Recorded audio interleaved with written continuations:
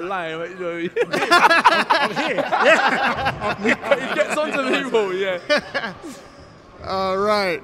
Radio Raheem here with Anthony Joshua. You know, Anthony, here you come into a huge applause. You've been knocking guys out left and right. They love you here. But this kind of fight, the magnitude of this fight has reached to the other side of the pond. This has transcended your regular fan base. Does that kind of spotlight add any pressure to the fight, or is it the kind of thing that excites you? It does have pressure because, you know, it's like I'm being fast-tracked to a certain extent. People want to see myself and people that are prospects stepping up another level now. And me and my opponent may not be at that world title level or ranked in the top 100 or wherever we're ranked. I'm not really interested in that. But, you know, they want to see, are we world title worthy? So we're coming together, two hungry fighters.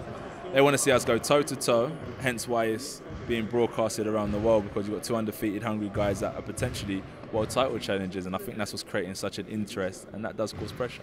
Well, you know, William Hill is the kind of company that sponsors fighters on the come up, guys across the globe being able to get opportunities. This being your opportunity, you've got loud enough for guys across the pond to be talking your name. I spoke to Deontay Wilder just a couple of days ago, and he had some harsh criticisms. He says that you don't deserve to be number 2, and that maybe you're not ready for the elite level. What kind of response does that evoke from you?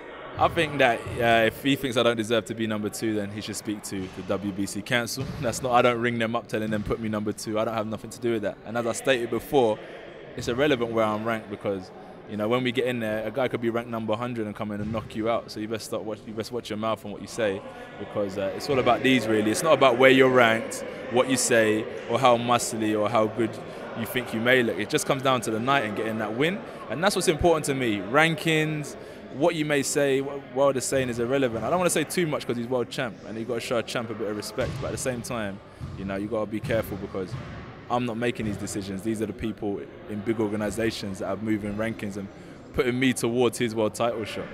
Well, another guy that likes to run his mouth a bit is Dillian Whyte. Yeah. He doesn't have a problem being shy. So with that kind of inspiration to you, I mean, does it make you angry? Is it no one's gotten past 3 rounds with you. Yeah. Is it the kind of thing that makes you want to go in there and just lay him out as soon as the bell rings? You know how good that would be. That would be good. But reality, I think I'm dealing with a tough competitor, you know. And I've actually prepared for it to go 12 rounds.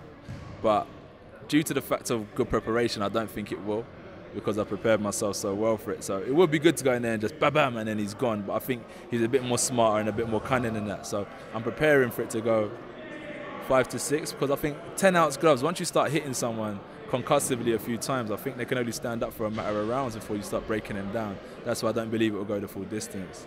Knockout analysts like to compare fighters like you, who are knockout artists. 3 rounds and you're done. A guy like Dillian Whyte has gone 12 rounds. Do you feel like that's an advantage for you being able to stop fights short, or going the distance is a new challenge for you and maybe make it tougher on you to win this fight? I think it would be good to go a bit longer, due to the fact that I can kind of show some of the things I've been working on. It's hard to express myself within 9 minutes of a fight. So it'd be good to go the distance, but at the same time, I've been training well. I'm understanding the balance of my feet, rotating through punches, and timing. That's why we get the sparring right. So I'm calculating when I'm throwing punches how to connect them properly, and that's why I'm going to get the knockout come Saturday. And lastly, Anthony Joshua, the fight fans around the globe will be seeing you for the first time Saturday night. Talk to them. What are they going to learn about Anthony Joshua in just a few days? Just a big guy, you know, how to come in there, keep his balance, a little bit of head movement, work behind that jab, kind of like the old school. I like a bit of Jersey Joe Walcott, swinging that right hand and being a bit confident coming forward. So relax around the top half of the body, keep your feet based so you're always in a position to throw punches, and learn how to counter shots. As soon as he throws, step off, bam, bam, bam, and then move, and just angles, just little things like that. Thank you for the time. Radio Raheem with Anthony Joshua giving you a boxing lesson. Thank you, man.